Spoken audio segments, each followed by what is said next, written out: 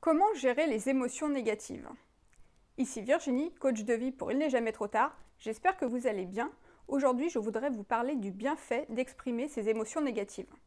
Souvent, lorsque nous commençons à nous intéresser au développement personnel ou à pratiquer la pensée positive, nous avons peur de nos émotions ou de nos pensées négatives et nous avons tendance à les refouler. Or, les deux ne sont pas incompatibles, elles sont même complémentaires. Comment voulez-vous penser de façon positive et le ressentir si vous venez de refouler un sentiment de colère?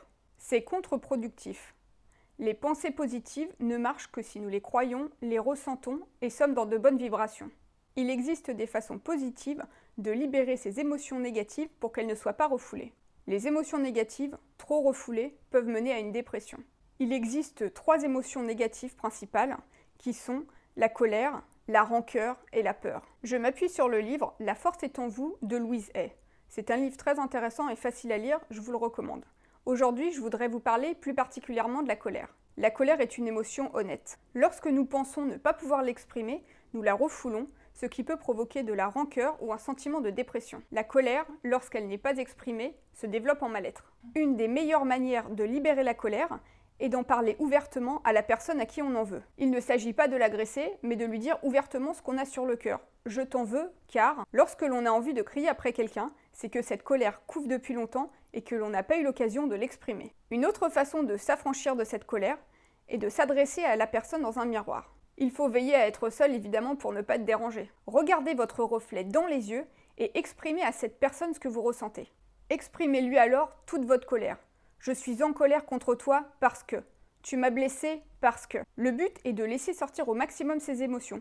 Et si vous en éprouvez même le besoin physique, pourquoi pas taper dans des coussins. Nos émotions sont des pensées en action. Si vous avez trop longtemps refoulé vos émotions, n'ayez pas peur de laisser la colère se déployer. Lorsque nous évacuons ces émotions de notre esprit et de notre corps, nous permettons à un nouvel espace de se créer pour laisser la place à de nouvelles expériences positives. Faire du sport est aussi efficace pour permettre de se défouler et de se débarrasser des émotions emmagasinées. Quand vous avez fini d'exprimer votre colère, efforcez-vous alors de pardonner. Pardonner n'est pas accepter ni valider le comportement de l'autre ou la situation qui vous a mis en colère, mais pardonner dans le sens laisser aller. C'est accepter que cette situation appartienne au passé et s'en libérer.